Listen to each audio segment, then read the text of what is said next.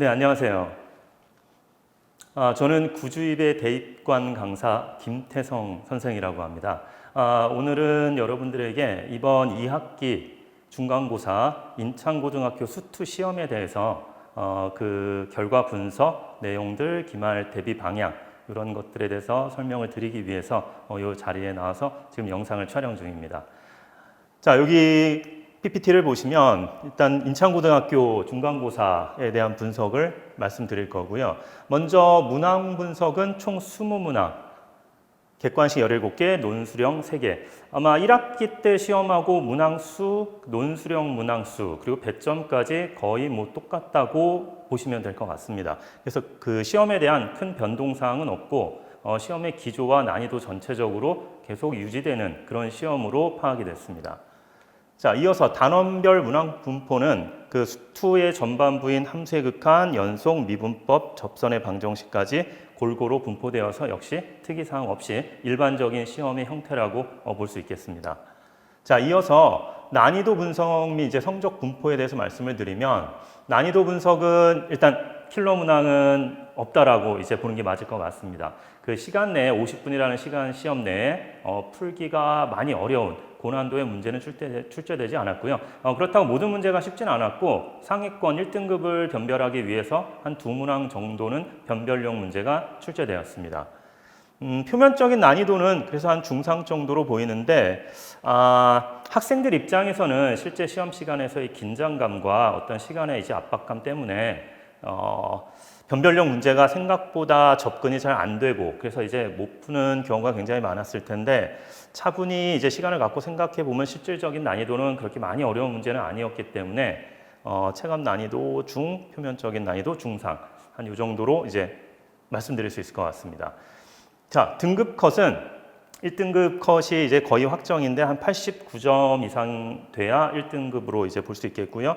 문항 틀린 개수는 1개에서 2개 다 맞거나 1개에서 2개 정도 틀리고 서술형 감점까지 포함해서 쉽게 말씀드리면 그냥 90점 넘어야 1등급이다 이렇게 보시면 될 것 같습니다. 자, 이어서 기출문항 분석표는 각 단원에서 이제 난이도에 어떤 문제가 나와 있는지를 이제 표로 정리한 건데 요거는 이제 크게 많은 의미를 두지는 않아도 될 것 같습니다. 자, 변별력 문항에 대해서 좀 소개를 해드리면 객관식의 제일 마지막 문제였던 17번 문항이었는데요. 일단 절대값 기호가 포함되어 있고 주의 함수도 구간에 따라 다른데 또 구간에는 문자, 미정계수 들어가 있고 실수 전체에서 연속성에서 나온 문항입니다. 자, 이 문제는 어차피 주어진 함수가 절대값이 있는 함수이고 꺾인 직선의 형태이기 때문에 그래프로 접근을 했어야 되고 n에다가 차근차근 1부터 대입하면서 그래프를 순차적으로 그려보면 시간은 조금 들겠지만 실질적으로 어려운 문제는 아니었다고 볼 수 있습니다. 그래프만 잘 그려서 주어진 함수의 그래프를 그릴 수 있느냐가 관건이었고 그래프를 순차적으로 그려서 분석을 하면 어렵지 않게 단순 계산으로 처리할 수 있는 문제여서 얼마만큼 그 앞에 문제를 빨리 풀어서 시간을 확보했느냐 거기에 이제 관건이 있었다고 볼 수 있겠습니다. 그 다음에 이제 변별력 문항이 이제 하나가 더 있는데 논수령 마지막 문제입니다.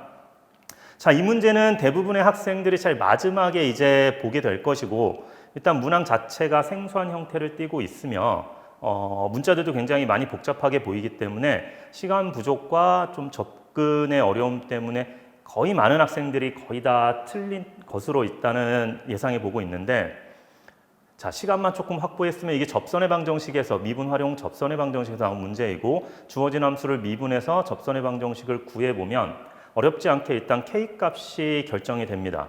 K값이 결정이 되면 나조건 이용해서 K값을 결정한 거기 때문에 질문에서 물어보는 저 맨 아래에 있는 G1분의 2G'1 함수값과 미분계수 근데 이게 FG 해가지고 4종류가 있기 때문에 저거를 이제 하나하나 구해야 하느냐 그 부분에 대해 생각을 좀 해봤어야 되는데 식의 형태가 규칙을 갖고 있기 때문에 저 규칙을 이용해서 식의 모양을 잘 정리해서 쫓아가서 변형을 하면 생각보다 매우 단순한 계산으로 처리가 되었습니다. 그러니까 처음에 모른다고 해서 무조건 어려운 문제가 아니라 차분히 식의 형태들을 보면서 접근하면 오히려 객관식 17번 문항보다 훨씬 더 빨리 답을 얻을 수 있는 문제였다라고 이제 나중에 이제 판별이 되는데 자, 접선의 방정식과 미분을 이용한 식의 정리, 식의 정리가 굉장히 중요했던 문제였습니다.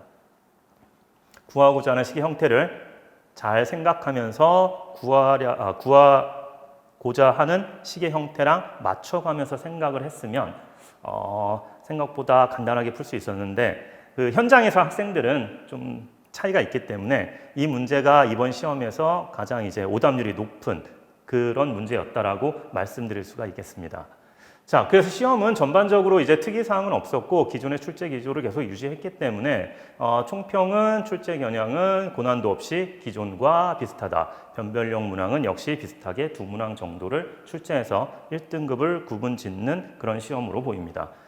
기말 대비 학습 전략, 특별한 어떤 준비를 한다기보다는 일단 쉬운 문제에 대해서 실수가 나오면 안 되기 때문에 정확한 계산과 한 문제 한 문제 시험 시간에 풀 때 이제 집중력이 중요하고 그 구주입의 학원에서 다루는 교재, 시험지로 푸는 타학교 기출 문제라든가 프린트 자료들만 우리가 접해봐도 그 시험에 출제되는 거의 대부분의 유형이 커버가 되기 때문에 어떤 교재에 대한 어떤 특별한 추가 교재가 필요하지는 않습니다.